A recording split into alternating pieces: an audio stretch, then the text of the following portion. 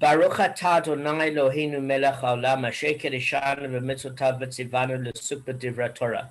Varev na Adonai Eloheinu et divrei Toratcha b'finu b'fivcha beit Yisrael. V'niyeh anachnu v'tze'etzenu v'tze'etzei amcha beit Yisrael. Kulanu yodei shemecha v'lumdei Toratecha l'shma. Baruch atah Adonai l'mei Torah l'amo Yisrael. Amen. Amen. Blessed art you, Adonai, God, King of the universe, who has sanctified us with his commandments and has commanded us to engross ourselves in the words of Torah. Please, Adonai, God, sweeten the words of your Torah in our mouth and in the mouth of your people, the family of Israel. May we and our offspring and the offspring of your people, the house of Israel, all of us know your name and study your Torah for its own sake. Blessed art you, Adonai, who teaches Torah to his people Israel. Amen. Amen. Baruch atah Adonai Eloheinu melech haolam asher b'cha banu mikol hamim v'natan lanu Torato. Baruch atah Adonai noten Torah. Amen. Amen. Blessed art you, Adonai, God, King of the universe, who has selected us from all the people and gave us this Torah. Blessed art you, Adonai, giver of the Torah. Kevin's Amen. page 16. Page 16. Okay. You shall not take vengeance nor bear any grudge against the children of your people. Vayikra, chapter Yeah, we 19. did that. We did that. yesterday. Okay, then we need to continue. Okay. Yeah. 10. One witness shall not rise up against a man for any iniquity or for any sin. So and this is interesting because Adam Zumami maybe it ties in with this. Okay. Okay, I'm listening. It You've says, got my undivided attention. one witness shall not rise up against a man for any iniquity or for any sin. If a solitary witness testifies against someone before a Beis Din or in a non-financial matter, he violates this prohibition besides being guilty of speaking Lashon Hora. In financial matters, the testimony of a single witness has practical effects. It can obligate someone to make an oath. In non-financial matters, however, the Beis Din cannot accept the testimony of one witness. Therefore, his coming to testify merely blackens the reputation of the person he speaks against without any beneficial results. So there it says you need the two witnesses. That goes back to you need two witnesses for most things.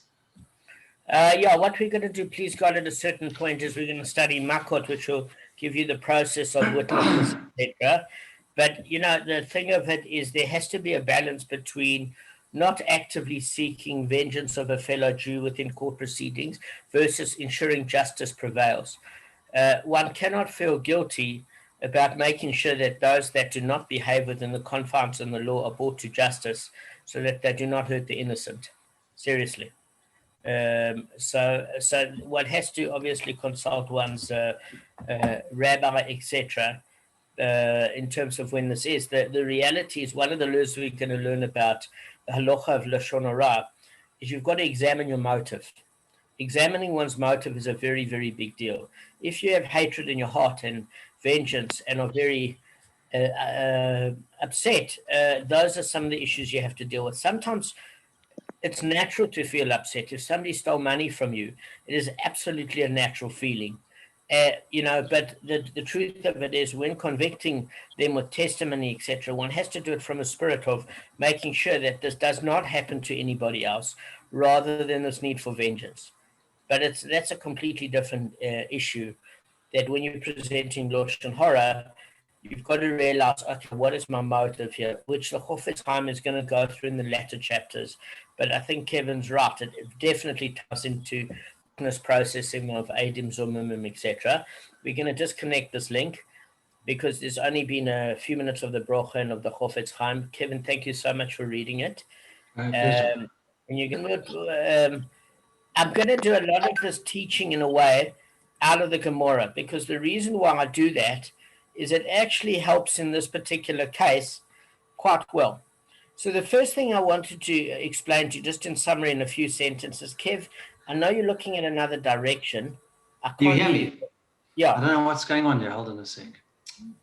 Okay. Let me join again. Sorry, let me join again, Damon. So. All right.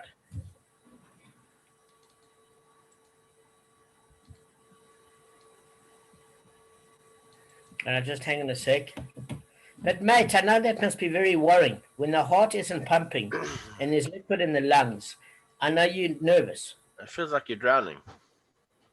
Yeah.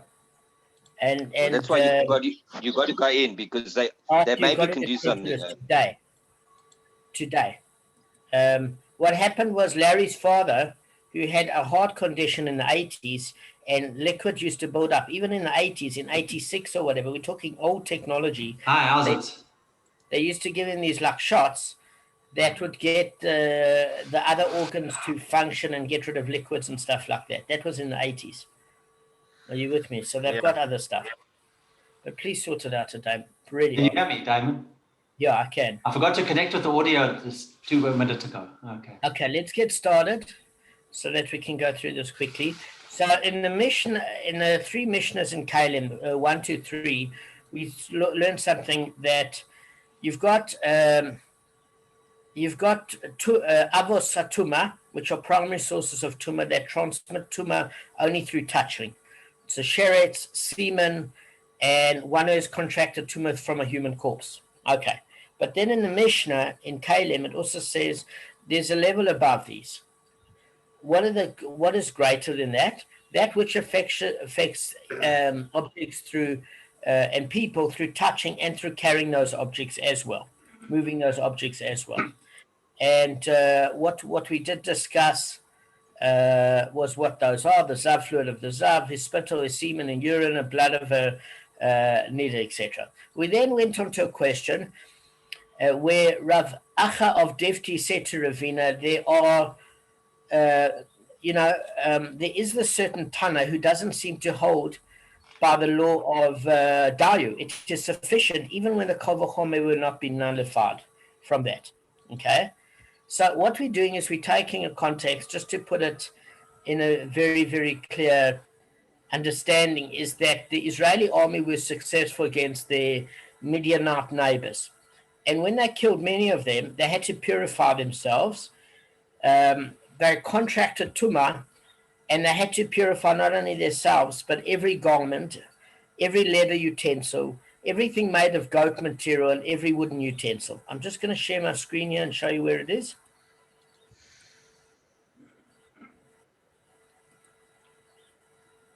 Just give me 1 second, guys.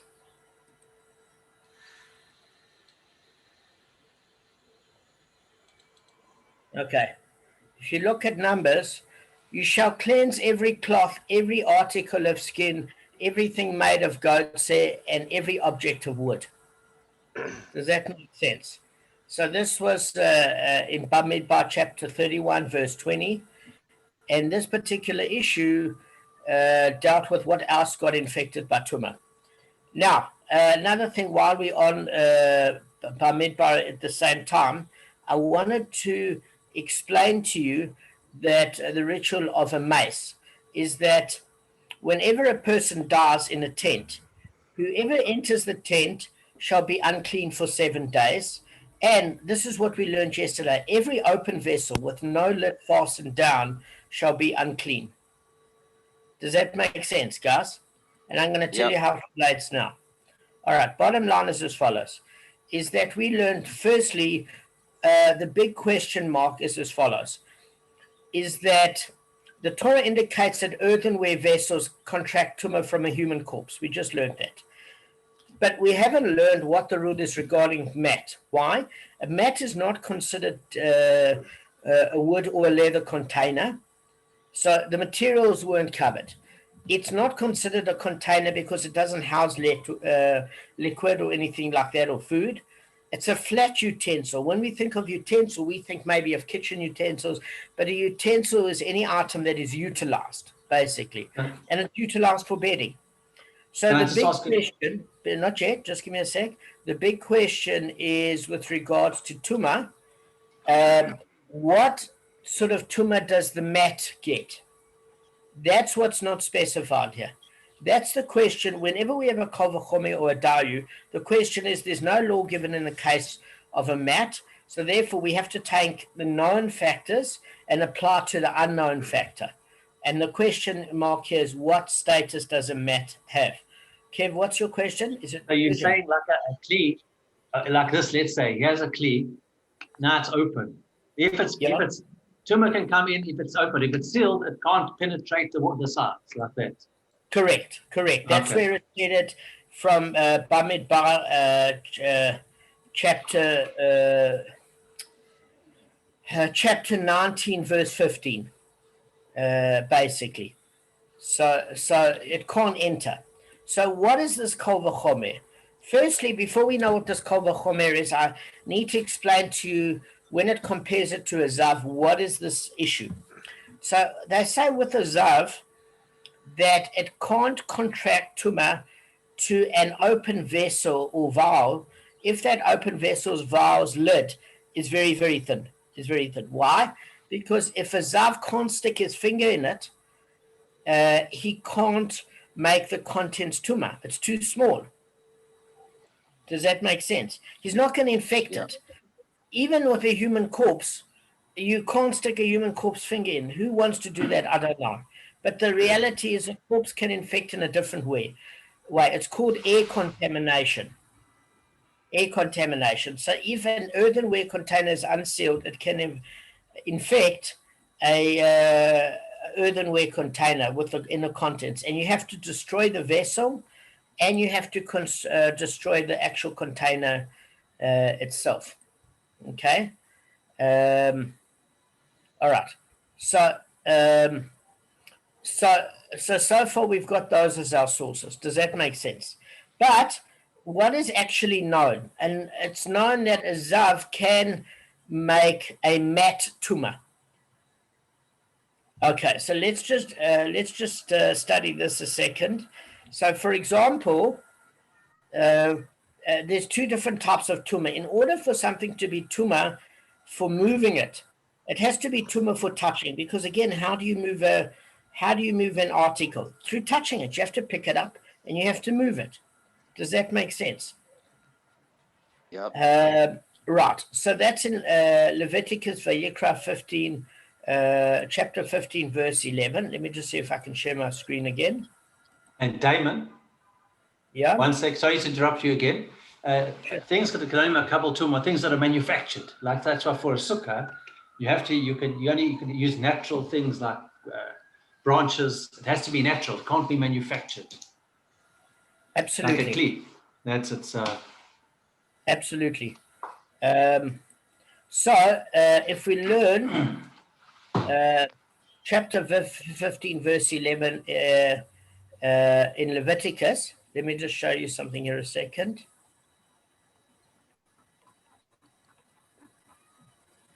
Chapter 15, verse 11. Sometimes when you restart a computer, it actually loses the, what do you call it? Just hang on. It says, if one with a discharge without having rinsed his hands in water touches another person, that person shall wash his clothes, bathe in water, and remain unclean until evening. An earthen vessel with discharge shall be broken, and any wooden implement shall be rinsed with water. So what we are saying is there, listen, it's very, very clear. We know as far as a container is concerned with tuma, that if a dead body infects it with air tuma, that container has to be destroyed. All right, just hang on a second. A mat, okay, all right, I've given you sources. Let me just go directly to the kol v'chomer here. All right, so the kol v'chomer will work as follows. We don't know what the status is with the mat with regards to a human corpse. So for it was taught in a brisa, from where is it known to us that a mat contracts tuma in the case of contact with a human corpse? It's a logical derivation, in other words, a kol v'chomer. If small earthenware valves, which are tahor in the case of a zav, become tama in the case of contact with a human corpse. So let's just do this first part. What it's saying is, listen, there's a logical derivation of kol v'chomer. If small earthenware valves, which are tahor in the case of a zav, why are small earthenware valves tahor in the case of a zav? We said that a valve, if they're withdrawing blood from you, they put it in a glass valve. Valves are generally much smaller than earthenware containers. So the lids would be smaller, but even if you have an earthenware container, if the entrance where you have liquid is very small, where the zav can't stick in any body part, like a finger, etc., into the hole and infect the liquid within that remains pure, even as infected as a zav is, because a zav can infect things that it touches, etc. A zav is generally not going to spit directly into a container. So it's saying if he touches it, he accidentally can't even stick his finger in it because the hole is too small. Therefore, that earthenware vial is going to remain pure because the entrance at which the liquid pours in and out is too small for him to stick a body part in. Right. Do you understand that part so far? Can I go on, guys? Yep. Perfect. So that is impure in the case of a zav, but it becomes tamei in the case of contact with a human corpse. What do we mean contact with a human corpse? If it's sitting in an open tent, I shared that verse with you that it contracts air tuma, okay, from the dead body. Does that make sense? And it says in Bamidbar chapter 19 verse 15, and every open vessel with no lid fastened down shall be unclean, which means that if the earthenware container is totally sealed, it's fine. But if it's open, it gets infected by the air contamination of a dead body within a certain parameter within a tent. So in that case, it's making a derivation. And it's saying, if small earthenware vials, which are tahor in the case of a zav, which are pure in the case of a zav, become tamei, impure in the case of contact with a human corpse, is it not logically compelling that a mat, which becomes tamei, impure in the case of a zav, becomes impure in the case of contact with a human corpse? So it goes very simply like this. Is that a zav doesn't even infect an earthenware container because the lid is so small that it remains pure, the earthenware container, as infected as a zav gets. But a dead body infects it through air contamination. So it says, there we can see that the container remains impure with the dead body. So then if we take a mat, which we know if a zav lies on it, it becomes contaminated. Surely, even more so, a mat should become contaminated if it's around a dead body. Does that make sense, the Kol V'chomer? Yeah, it's clear for me. Okay. A mat will get contamination from a. How does the Kol V'chomer go? Explain it to me in your own words. So even more so, a mat, if I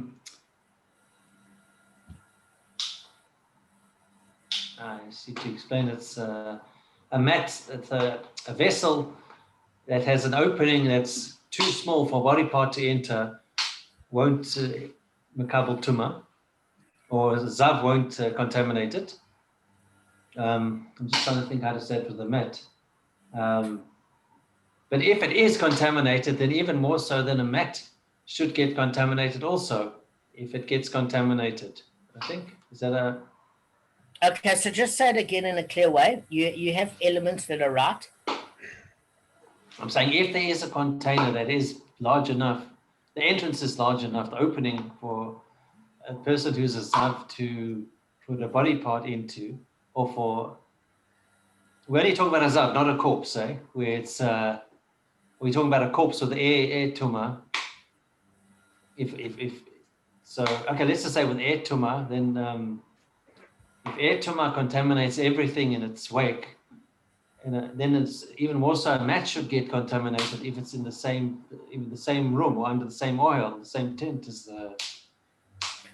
Okay, so let's review it like this. Let's say it in our own words. Okay, not in the words of the Gemara. Let's say it like this, you and I. You can say, what is the question mark? What is the Gemara trying to establish? Let's do it one question at a time. What is the Gemara trying to establish? About how if things can become tuma. No. The question is what, Gavin? What's the question? It's just one question. Did you say me or what? You. Okay. What is the one question? Yeah, no, I can answer. To find out. Just the question, what is it trying to... I can tell you what the Bava Kamma is. I'll tell you properly. No. I don't want that. I know you know. I'm asking a question. What is the Gemara trying to ascertain by this whole spiel? Just one question. What is it trying to ascertain? It's trying to ascertain. It's trying to ascertain. It's trying to show that I have to explain the Bava Kamma. It's the only way I can answer this question. You don't. If you're not well, you don't. I'm sorry to do this, Gav. It's just trying to show that it's trying to take what the position of the mat is in a certain scenario and putting it into another scenario. In order to show that it's more severe in the second scenario because of the fact that in the air environment it's going to be more affected. But you see, what I'm saying is the way we have to give it over. I understand, Gav, that you probably do know the Bava Kamma. I'm asking. I know the Bava Kamma properly. I don't understand the question properly. All right, just give me the Bava Kamma. I don't know the answer. Sorry, I understand the question. I don't know the answer. I'll be honest. All right, just give the Bava Kamma anyway. So the Bava Kamma I can give. So the Bava Kamma is basically the mat with the zav. If a zav touches a mat or lies on a mat, it automatically becomes tamei. All right. So if you take an earthenware vessel that isn't thin enough, where it's actually got a wide enough opening or the lid's open, it automatically becomes contaminated if it's in a tent where there's a dead body. So the dead body then through the air contaminates all those vessels. So then even more so if you take a mat and put it in that environment, even more so based on the fact that the earthenware and everything else around it, the mat will be infected at the same level that the earthenware is, which is basically through the air as well. So that's how you know that a mat in that environment. So that's the Bava Kamma. It's saying even more so in that environment, it's got both issues. Your beginning was right.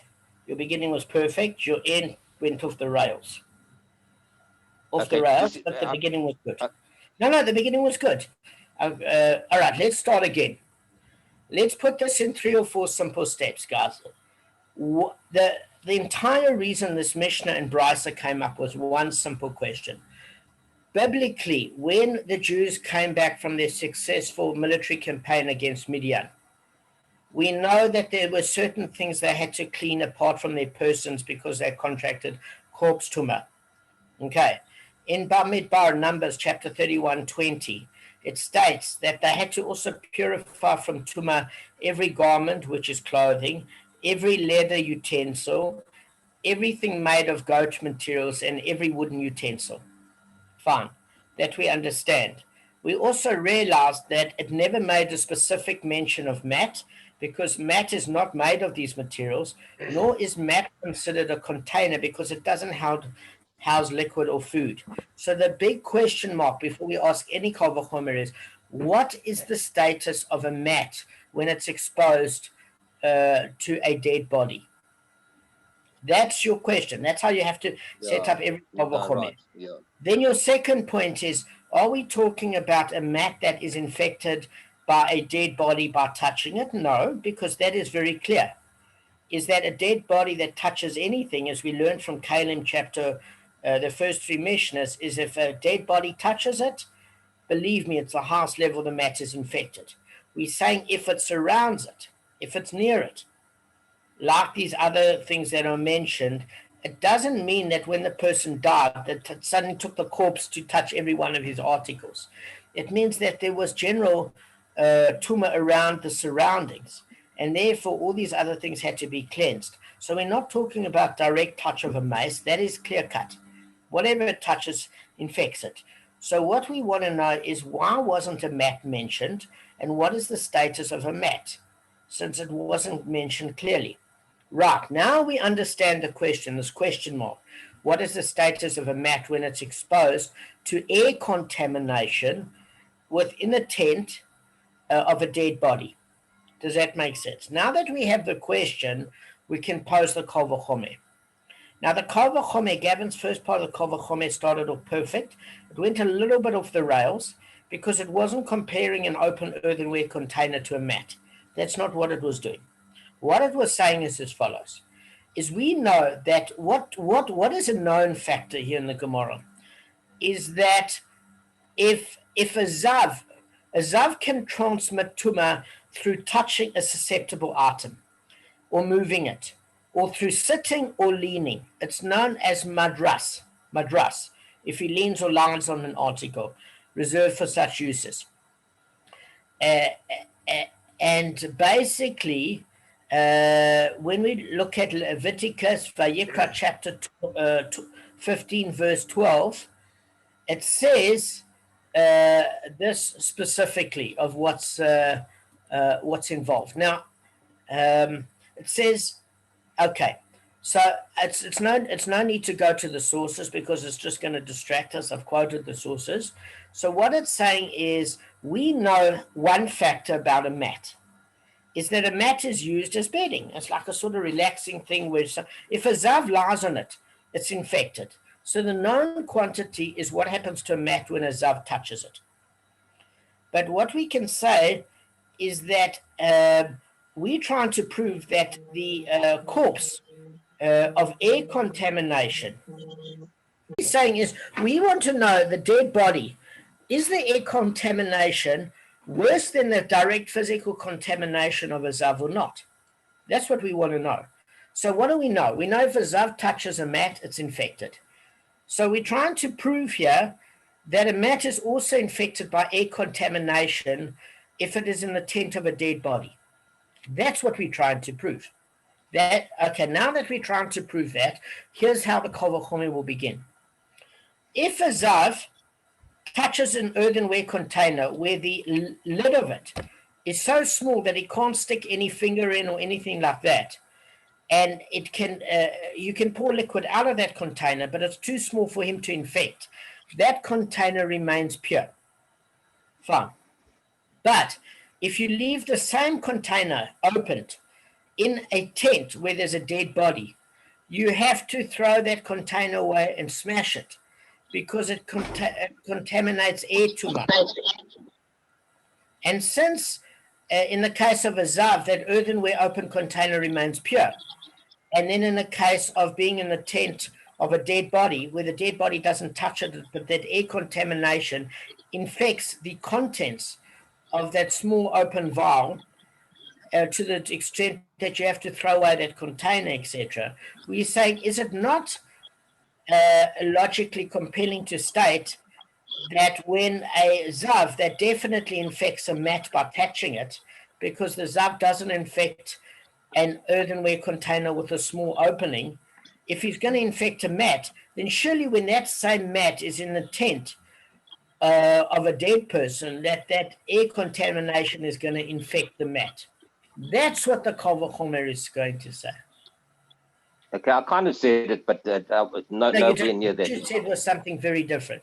What you said is that the container, that if we see the container gets infected, surely the mat gets infected. Now, the problem with that derivation from one extent to another doesn't explain the Kol V'chomer as to why you're mentioning the zav, because you want to prove that in a case where a container still remains pure because of a zav, where the opening is so small that a zav can't even infect it, when it's so small, you can still get infected with air contamination of a dead body. That's the factor you were missing in your presentation. Now, I'm not criticizing you, Gav. I just want the Kol V'chomer to be perfect. Yeah, no, I agree. I've grasped it better so now. You were 70% there. You were 70%. It has to be perfect to explain what the problem would be in this particular case. Fine, so we know that. But then we've got a problem. So now that you understand the argument, we have a particular problem. Let me explain to you what the problem is that when a zav infects things, it becomes tameh until nightfall. Do you know what I mean? You have to like toivel it, and you've got to clean it. It's the same as a human sperm. It becomes tameh until nightfall, and then you have to get rid of it. But now we've got a problem. If you're making this Kol V'chomer, What do we do in the case of a dead body? Because a dead body infects things for how many days, guys? I think 7 days, isn't it? Correct. So therefore we're saying, how do you make this kol v'chomer? Because what would happen then is that you're not applying the dayu. The kol v'chomer would say, listen, it's true that this mat is infected and it proves it. But then we want to say that you can't say that the mat now would be infected for 7 days because of the body air contamination tumor. Why? Because if you're using this kol v'chomer with the zav, it should be only infected until evening. You have to clean the mat until evening. So what would happen is if this Tana was applying a dayu, it should say, yes, the mat is infected and the kol v'chomer works, but we need to constrain the period of infection until evening. Because what is our source of proving the kol v'chomer from a zav? So you can't make the target law, the mat exposed to air contamination, more than the source law, proving that the mat gets contaminated through the zav's direct touch. So therefore, the source law of the zav's direct touch can't infect for more until a period of that evening when you clean the article. And therefore, the dayu comes to say that the mat exposed to a corpse should surely, if you're using the principle of extrapolated logic from a zav, the target law cannot be more than the source law, and therefore the dayu comes to restrict it that it's tameh until evening if exposed to a corpse. And what Rav basically, what Rav Divdi is basically saying to Ravina is that he doesn't apply the dayu, because he says now that this mat is now going to be infected for the full 7 days until it's cleaned and then purified. So he's saying that there's no constraint on this kol v'chomer, because if it was constraint, because your source is the zav, it should be constrained and say, okay, we have learned from this kol v'chomer that the mat is infected by the use of this kol v'chomer with the zav. But what we don't know is what period of time it's going to be infected. Is it until nightfall like the zav, or is it for 7 days? And we cannot make it 7 days because our source material is using a zav which is only infected until evening. Does that make sense? So that's can I just clarify something quickly, Damon? Sorry, just stop for a second. I did say 7 days because I read that, but I just want to ask you something. You said as well that the stuff from the wall had to be thrown away, destroyed. It wasn't just 7 days. I didn't say that at all. Didn't you say that? No. Is it just 7 days, even for the earthenware and the crockery, whatever's inside the tent? Can you wash it and leave it for 7 days? Yes, that's exactly it. That's exactly it. I thought stuff had to be thrown away, like all the clothes. So can you actually wash those clothes? Yes, I thought it had to be destroyed. It says here in Bamidbar chapter 19, verse 14, for example, this is the ritual. When a person dies in a tent, whomever enters the tent and whoever is in the tent shall be unclean for 7 days. And it's the person, but what about the vessels? Same, the vessels, 7 days. The same story. The reason but now when they came back from the Midianite war, didn't they have to destroy everything? No, it wasn't avodah zarah. So the thing of it is, if you look at Numbers, Bamidbar chapter 31, verse 20, you shall also clean every cloth, every article of skin, everything made of goat's hair, and every object of wood, etc. And what you're saying there, and on the 7th day you wash your clothes and be clean, and after that you may enter the camp. So I'm so sorry. Okay, I misunderstood. No, it's a great question. So what you're saying is, okay. So the only time you have to destroy items is when the nation you're destroying uses it for avodah zarah practice. Okay. That's right. They're two separate issues, and that's what we're learning in Sanhedrin. Thanks. I thought you contradicted yourself, but you didn't. I just misunderstood. Thank you. No, it's not the first time I made a mistake, if I did. So I'm happy you brought it to my attention. So listen, the bottom line is as follows. You using the sourcing of the zav to prove that a mat exposed, because the zav is the only known quantity of how a mat gets infected, and we're extrapolating that through a logical derivation to an open earthenware container with regards to air contamination for a dead body. So we're saying the problem is the source is a zav, which you only impure until evening. If you touch it or articles touch it, but a dead corpse, the air contamination is for 7 days. So the problem is that with this mat, we don't know what to say, because we basically saying that you need the dye to come and constrict the mat contamination from a dead body until evening. Because if the source is a zav, your target can't be more stringent than the source. And therefore the dye should be applied to say only until evening. But it appears, this is what Rav Difti is saying to Ravina, it appears that this Tana didn't put a dye to constrain the Kol V'chomer at all, because he holds that the mat is impure for 7 days through air contamination. And therefore, that's why the Gemara brought this as a case where a Tana never applied a dayu to a Kol V'chomer. That's why this entire example was brought. Yeah, but what's interesting. It's strange to find that some of them agree with the dayu, and some of them apply it and some don't. No.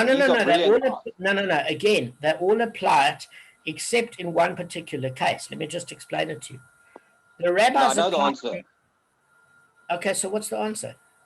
So the answer is the rabbis apply it when the Kol V'chomer doesn't doesn't nullify itself. No. The rabbis apply the dayo, it is sufficient no matter what. Rabbi Tarfon only doesn't apply it when the Kol V'chomer would be nullified completely. If it's constrained, Rabbi Tarfon would apply it. The rabbis apply it no matter what. So what happened is we used the first example of a zav with touching and carrying about semen as an example to say, listen, this Tana didn't hold to the dayu. And then we see, hang on, he did hold to the dayu, and this is the source. Now Rav Difti is bringing a different example and saying, hang on, there's this other Tana that doesn't submit to the scriptural constraint of the dayu, and it's bringing this example. So in every case, they have applied the dayu, and even Rabbi Tarfon did to a certain extent by making the target like the source in that you pay from the gufa of the damaging animal. He did apply a dayu somewhat. So in this case, how is it constrained to some extent? So the first thing is the whole reason why Rav Difti, just to hear this, brought it to Ravina is he's saying, listen, I think I found an exception, Rav Difti said. I think I found a Tana that doesn't actually subscribe to the dayu. Why doesn't he subscribe to the dayu? Because it appears that for a mat from air contamination tumma, it gets 7 days. And we've got no biblical source. And if you're applying it from the rule extrapolated from a zav is only infected until evening. So now he hasn't used the zav as the source, and he's trying to make the target, the mat exposed to air tumma, to be more stringent than the source, which is the source of a zav lying on a mat to make it infected. So it appears that there hasn't been any, it is sufficient, dayu, constraint. Yeah, that's what Rav Difti is saying to Ravina. I think I found a problem here. That's why I brought it, this example. That's what I'm saying, guys. That's exactly why I brought this example. So I'm going to read the particular answer quickly and just specify here.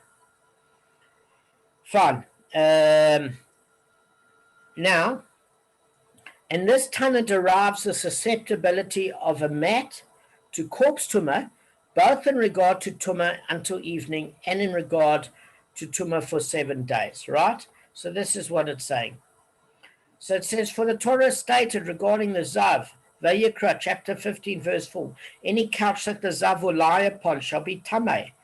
Couch refers to any bed, mat, cushion, or the like meant to be used for a person to lie on. A mat fits this description and is thus susceptible to contract tumor from a Zav. That's according to Rashi. So Zav renders a susceptible item tameh until evening, whereas a corpse renders a tameh for 7 days.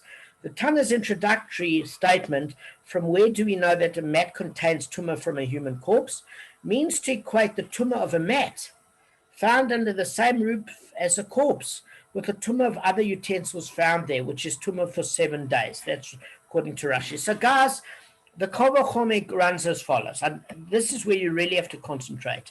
A corpse transmits tumah more readily than a zav, okay? As evidenced by small earthenware vials which contract tumah from a corpse, but not from a zav, because a small earthenware vial has a small opening and it can contract air tumah, but it cannot contain tumah from a zav, because a zav can't stick any body part in there. So then doesn't it dictate that the Kol V'chomer contract for 7 days from a corpse? In other words, the Kol V'chomer is difficult to understand, because the mat contracts tumah until evening from a zav, but now we want to say that this is very similar to Rabbi Tarfon. What does Rabbi Tarfon say? Rabbi Tarfon says, remember the law of Keren, right?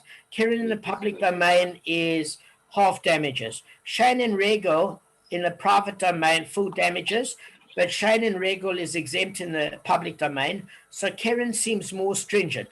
So if Keren is more stringent and it's even half payment damages in the private domain, which is not the case of Shein and Regel, surely in the private domain, it should be full payment damages. And the problem with that is there's a dayu. You can't say that the source of which is known, which is Keren in the public domain, which is half payment, suddenly becomes full payment in the private domain, because the target area of the unknown factor can't be more than the source area known, which is only half damages from the gufa of the animal.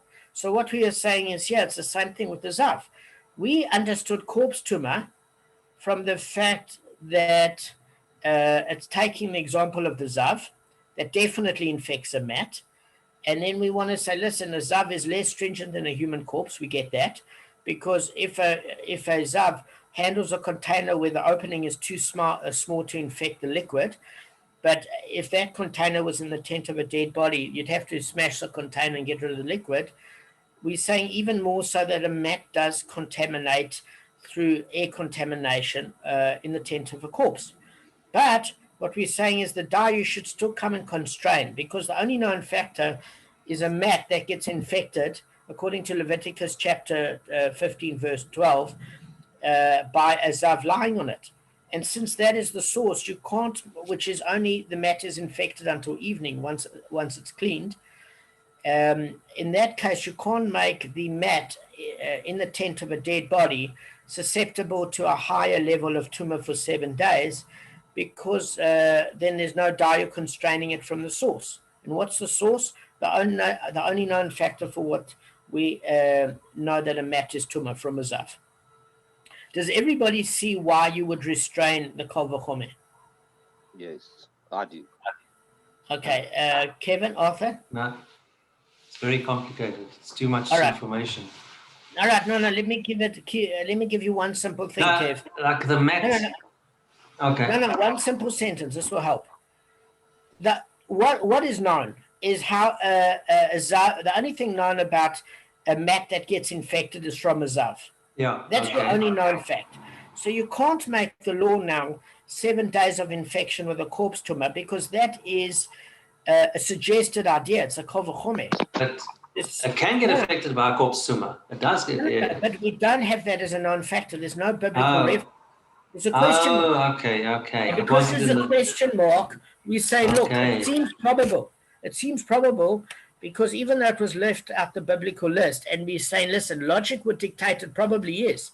We can't say it's 7 days because we don't know. It's not a fact. Yeah, I mean, it's the same case with Miriam. We didn't know what the divine rebuke would be for Miriam. We only had a source of a father's rebuke for his daughter. So it was an unknown factor. So we couldn't make the divine rebuke more than the human rebuke for a daughter, because it's an unknown factor. So whatever source law you're using to prove, that's got to be the constraint at what the law applies. You can't make the applied law more stringent than the actual source law. So since we know that the only source we have in terms of infection is from a zav with regards to a mat, it's very clear. If he lies on a mat, he infects it until evening. So you can't say in a case of a corpse, you can say probable that it should be infected because of this proof we've given. But it's just logic. But you can't say all of a sudden now that you're going to imply that the mat is now infected for 7 days, because we don't know. We're using logic. There's no scriptural clarity for it. So we'd say, listen, where did we get this law from? We got this law from a zav. When is a zav infecting a mat until? You've got to clean the mat that's infected until evening. So you can't make a supposed suggestion have more of a stringent law than where you're getting the law from, which is the zav until evening. So what it's proposing is that the dyer should constrain the mat, that when the mat is exposed to a dead body, we only make it contaminated until evening, because we don't have any source except for that of a zav. So it says here, Rav Difti, that the Tanu who wrote this says that the mat is infected for 7 days, meaning he's not seeming to apply any sort of constraint of dayu, which means your application of the law comes from the source law. Okay, so that's the question. So a corpse transmits tumah more readily than a zav. We saw that from small earthenware vials which contract tumah from a corpse, but not from a zav. Hence, if a mat contracts tumah until evening from a zav, then does kol v'chomer not dictate that it should contract tumah for 7 days from a corpse? So that's what the kol v'chomer comes to say. But the Dayu says, listen, your logic is right, but we can't make it 7 days because our only source is a zav, which is until evening. So Rav Difti said to Ravina, it doesn't seem that they've implied any sort of constraint. Okay. Did you show us in Bamidbar, one of the sources, about a zav lying on a mat? Does it say that? Maybe I missed it. Maybe I wasn't looking. Does it actually say explicitly a mat? Yeah, just hang on a second. Did you show it to us? Maybe I missed it. Forgive me. I may have lost someone's mind. Because I think that's what. Yeah, but thank you. You've explained it well. That's why it's the dayu I get confused with. You see, you're showing us the sources to prove the dayu. Okay, I'm going to share my screen now, Kev. You're 100% correct. I probably didn't. Just give me 1 second. Maybe you did. If No, you did, I don't have think to apologize. I did. I don't think I did. That's, all right, but I understand what you're saying. You explained it well. Yeah. Any bedding on which the one with the discharge lies shall be unclean, and every object upon which he sits shall be unclean. Leviticus, Vayikra, chapter 15, verse 4. And you said matting was a type of bedding. You did say that. Sure. Okay, okay, understand. Okay, so you say so because the mat is going to be. Yeah. It's going to be. Anyone who touches his bedding shall wash his clothes, bathe in water, and remain unclean until evening. These two verses. Yeah. Those two verses. It's there. But at the end of the day, the mat is still going. It's going to be infected by the corpse tumor. So basically, because there's no source it's only a source for a few hours till nightfall that can be purified, as opposed to 7 days, because there's no source for it. Correct. So we're saying it is logical that if it's exposed to a corpse, it should be for 7 days. That's the kol v'chomer. But the Dayu says, listen, as much as we want to apply the 7 days for logic, the scriptural limitation is until evening because our source is the zav. That's all I want to say. Now, we're going to continue to tomorrow. It does get more complicated than this. Can I just make one more comment? Of course you can. Damon, going back to the tumah of the zav, he has a key, and it's got a very, my fist can't fit inside here. So zav can't infect this. But if it's in the same, under the same oil as a corpse, doesn't matter if it's open or closed. The whole thing gets infected. No, you're almost there.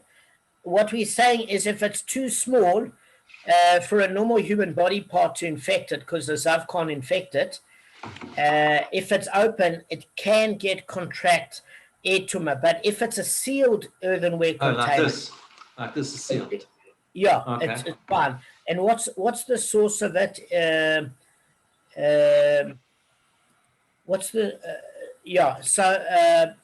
That's for sure.